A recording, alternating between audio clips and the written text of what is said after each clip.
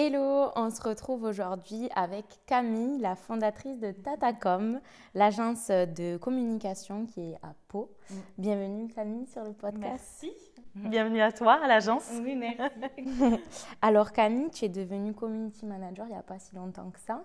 En 2021, tu as décidé de te lancer, de quitter ton emploi où tu étais infirmière, c'est ça? C'est ça, tout à fait. Comment tu as décidé de changer de vie comme ça parce que tu avais un emploi hyper stable du coup, on ne s'attend pas à ce que tu quittes tout pour devenir freelance, je suppose, à la base. Ouais.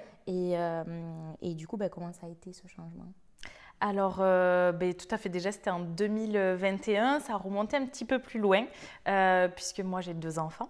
Ouais. J'ai mon dernier qui est né en 2020, donc pendant le Covid. Donc, ça a été là un petit peu le déclic, le début du changement. Ça a initié un petit peu ce changement-là. Et pendant cette année, de 2020 à 2021, j'ai fait ce qu'on appelle du marketing de réseau. Okay. Autrement appelé MLM aussi dans la vie courante. Ça a été, je pense, le premier pas dans l'entrepreneuriat. J'étais à la maison puisqu'il y avait le Covid et du coup ça a été ce premier pas là dans l'entrepreneuriat en général. Et puis j'ai vu que c'était pas quelque chose qui me convenait pour le futur. Je voulais avoir quelque chose qui était bien à moi. Et puis j'avais commencé par faire quelques vidéos pour mes copines qui sont beaucoup d'entre elles entrepreneuses. Et à côté de ça, grâce à mes enfants aussi, j'avais ouvert un compte Instagram où j'avais réuni à peu près une communauté de 7000 personnes qui me permettait de pouvoir vivre du marketing de réseau et un peu de nano-influence. Okay. Donc c'est ce qui m'a, on va dire, commencé à me lancer. Je savais déjà comment créer une communauté, je savais comment animer un compte Instagram, je savais faire tout ça et du coup, il ne manquait plus que mettre en place tout ça sur un vrai métier. J'ai suivi une mini-formation pour être community manager sur une semaine et me voilà lancée dans le grand bain en octobre 2021. Donc ça a fait 2 ans cette année et 3 ans l'année prochaine. Okay. Et c'est nano-influence, tu appelles ça? Ouais, nano-influenceurs, c'est les influenceurs de moins de 10K. Okay. Et là, en fait, ce que tu faisais, c'était par rapport à tes enfants? Tu avais des contrats avec des marques? Ça. Exactement. Tout était basé autour de ma vie de maman. Donc voilà, j'avais des contrats avec certaines marques. Alors c'était au tout début de l'influence parce que j'ai commencé, ma fille était en 2018, est née en 2018, ma première fille. Et donc c'est là que j'avais commencé. Et c'était vrai, c'était au début de l'influence sur les réseaux sociaux, au début des partages de comptes. Je me souviens, je faisais des partages de comptes. Ça existait à l'époque. Et c'est comme ça que la communauté a grandi. Et voilà, et c'est toujours resté depuis, mon compte n'existe plus. J'ai supprimé toutes les photos par des soucis de confidentialité plus tôt. Il y avait beaucoup d'exposés mes enfants et on est revenu sur cette décision. Okay. Voilà. Mais ça, tu l'as fait une fois que tu t'étais lancée, toi? Oui. Une fois que je me suis lancée, moi, j'ai décidé d'arrêter ce côté-là. Okay. De toute façon, je n'avais strictement plus le temps. Ouais. C'était surtout une question de temps au début. Et puis après, c'est devenu plutôt un souci de confidentialité. Okay. Voilà. Et du coup, combien de temps t'as mis avant de réussir à vivre maintenant du community management quand tu t'es lancée? Alors, ça a été quand même très très rapide pour moi, on ne va pas se le cacher. En un mois, je vivais déjà de l'activité. Quand je me suis lancée, j'en avais 0 sécurité. Je le dis tout le temps parce que voilà, ça ne m'a pas empêché de me lancer. Je pense que c'est ça qui m'a donné de la force aussi à gagner très rapidement ma vie avec. Je n'avais pas de pôle emploi puisque je venais de démissionner d'un CDI en tant qu'infirmière. Je n'avais pas de revenus autres. Je n'avais pas d'argent de côté. J'avais rien du tout. J'avais juste ma motivation qui était présente. Et alors j'ai commencé par démarcher 2-3 entreprises au niveau local. Que j'avais rencontré par mon ancien compte. C'était des petites entreprises qui me connaissaient, mon esthéticienne, des magasins où j'allais fréquemment avant. Et ça a été eux mes premiers clients. Et la machine s'est lancée et rapidement mon compte Instagram m'a permis mon nouveau compte m'a permis d'avoir plus de clients. Et je crois que le premier mois, je me tire à peu près 1 000 € de salaire. Ok. Ah oui, d'accord, super. Voilà. Et tu avais combien de contrats? Je pense que le premier mois, je devais en avoir 3 à peu près.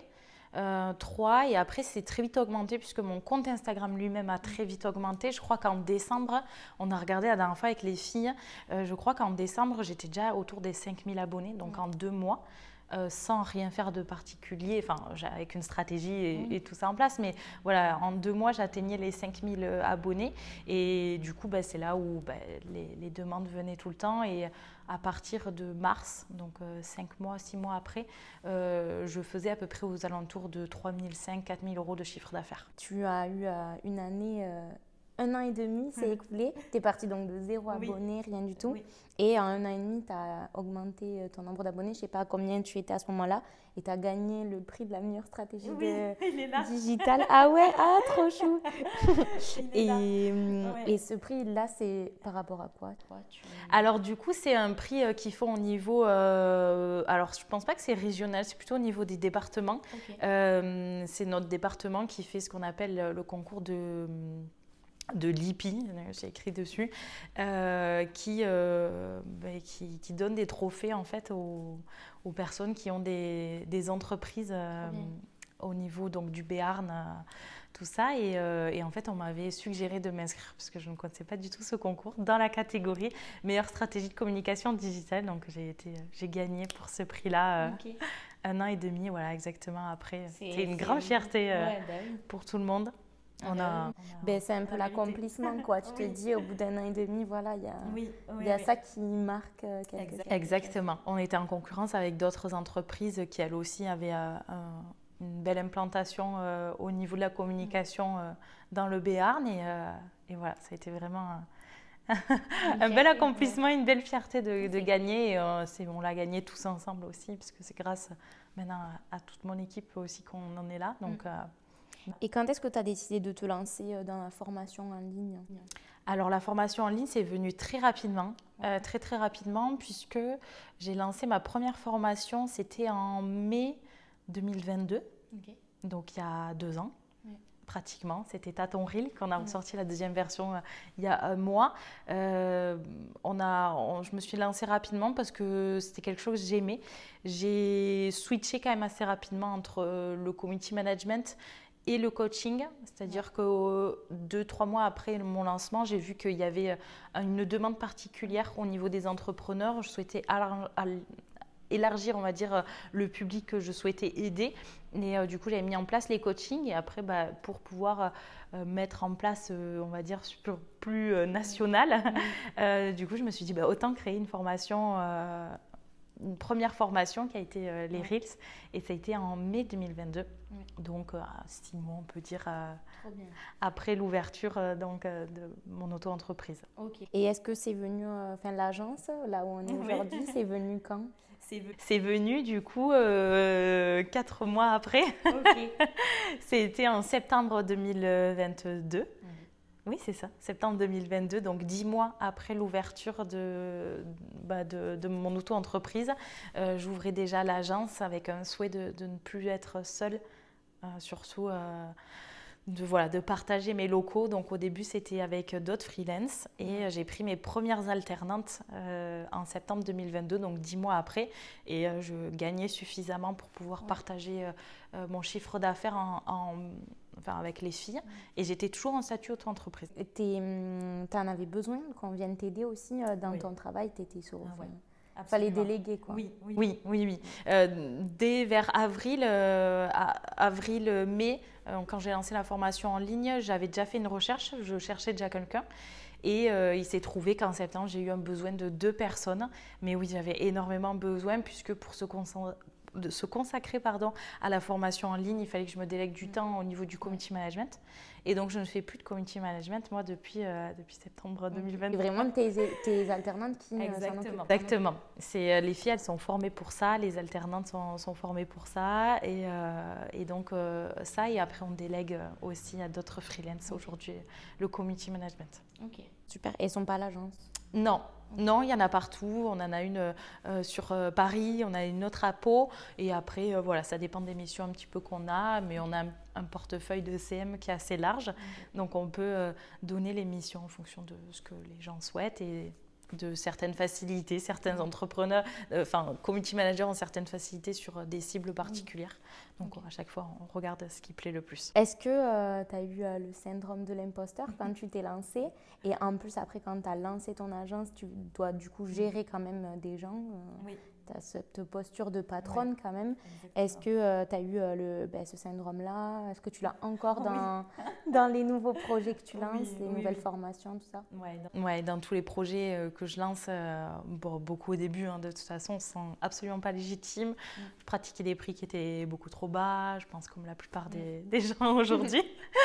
Et on n'arrive pas à bien justifier ses tarifs, on n'arrive pas à se dire qu'on est capable de faire tout ça, on se compare beaucoup, donc le syndrome de l'imposteur est toujours là.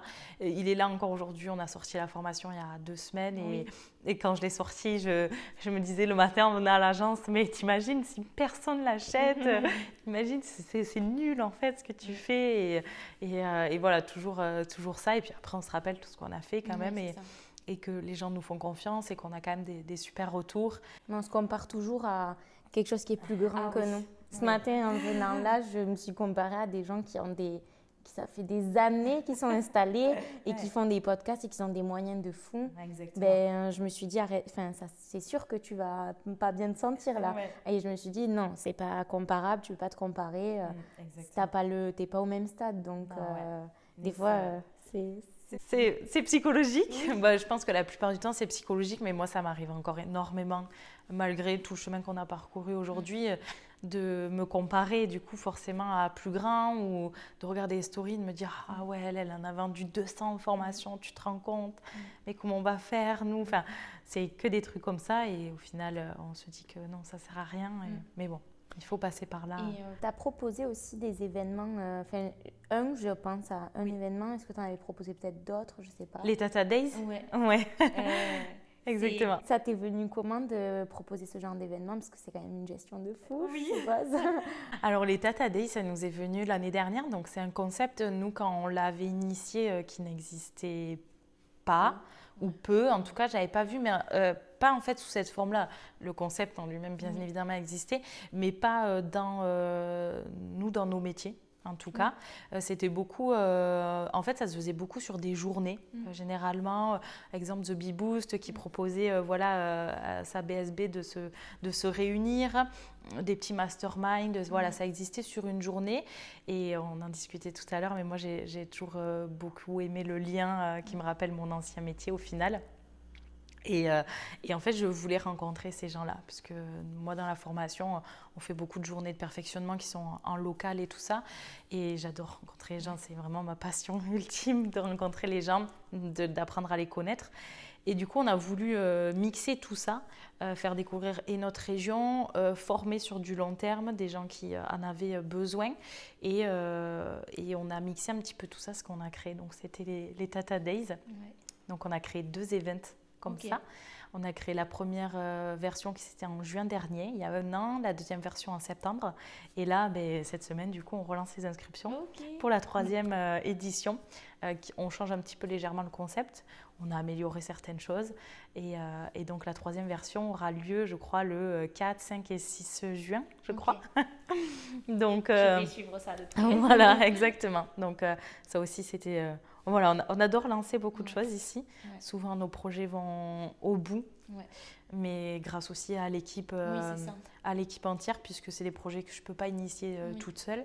Oui, le fait d'avoir de l'aide, tu peux faire plusieurs projets parce qu'il y a plusieurs personnes qui peuvent gérer. Exactement. On peut se permettre aujourd'hui de créer plusieurs projets à la fois parce que grâce aux filles, alors ça a mis du temps à se structurer, il ne faut pas croire que tout se fait comme ça, mais des projets comme ça, on me met à peu près 4-5 mois quand même à les sortir de terre et à aller jusqu'à la première version.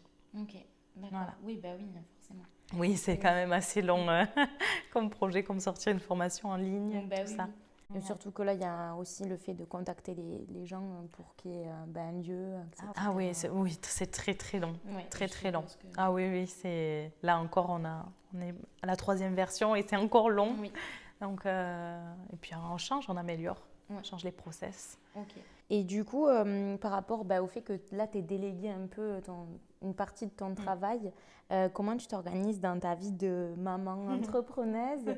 Est-ce que, du coup, parce que ça demande énormément de temps, est-ce que tu arrives du coup à te consacrer à tes enfants comme tu le souhaites, à réussir à couper du travail? Le fait d'avoir l'agence, je pense que ça y fait. Oui, ça a été une aide. Voilà, je viens au travail et je pars du travail. Donc, c'était quand même un des souhaits quand on a ouvert l'agence de séparer maison et travail. Après, pour être tout à fait sincère, non, le fait d'avoir une équipe, c'est pas pour autant que du coup on délègue plus, mais on a plus de choses à faire aussi du coup. Et ça ne me permet pas de lâcher prise. Je peux prendre quelques jours, mais je pense que je l'aurais fait aussi en auto-entreprise. J'ai même plus de mal à le faire maintenant pour pas laisser justement l'équipe et les filles seules. Mais effectivement, non, c'est encore très compliqué, même 2 ans et demi après. Après, on a un équilibre vie pro, vie perso qui n'est pas très stable. C'est compréhensible. Voilà, mais bon, on a fait des choix, des concessions pour que ça marche aussi bien aussi. Est-ce que du coup, tu as un nouveau projet ou un projet qui est en cours de création est-ce qu'il y a des nouveautés qui arrivent à part les éditions, là, la deuxième édition Et bien, du coup, la dernière nouveauté, le dernier projet qui est sorti, c'est l'UGC. Nous avons ouvert, donc il y a une semaine, un nouveau pôle UGC. Donc ça aussi, ça a été un long projet à mettre en place. Et nous avons pris une personne supplémentaire dans l'équipe, qui est Clarisse, qui s'occupe exclusivement de ce projet-là. Parce que voilà, à chaque nouveau projet, il faut encore plus de monde pour s'en occuper, pour que tous les autres projets continuent de vivre à côté. Et du coup, nous avons ouvert le pôle UGC, qui est quand même un gros pôle qui s'ouvre au sein de notre agence. Mais là-dedans, c'est-à-dire, parce que j'ai vu qu'il y avait une formation, non? Tu proposes alors, du coup, voilà, dans le but, en fait, de former les futurs créateurs UGC. Alors, nous, de faire de la création UGC pour les marques, donc ce pôle-là, de réunir d'autres créatrices comme on fait aujourd'hui avec les CM, donc d'avoir d'autres UGC freelance qui voudraient se joindre à nous. Et ensuite, le but ultime est de former tout ce qu'on a toujours fait au sein de l'agence, de former les futurs créateurs ou se perfectionner dans leur métier de créateur UGC. Ok, trop cool. Non, mais j'avais vu cette formation, mais je comprenais pas vraiment l'ouverture du pôle et tout. En fait, il est sur les deux. En fait, on est sur la création UGC pure et dure de contenu vidéo, ce qu'on fait au final dans nos métiers de CM pour les clients. Et on est vraiment aussi dans l'aspect qui arrivera un peu plus tard, parce que le temps quand même que ça se construise. On voulait avoir une base solide. Je voulais que les filles connaissent déjà parfaitement le métier, même si elles le connaissent, connaissent parfaitement pour ouvrir ensuite la formation et perfectionner des gens. Testez-nous d'abord, le démarchage, les entreprises pour ensuite former. Je pose toujours une question avant de finir l'interview. C'est une question qui n'est pas forcément facile à répondre.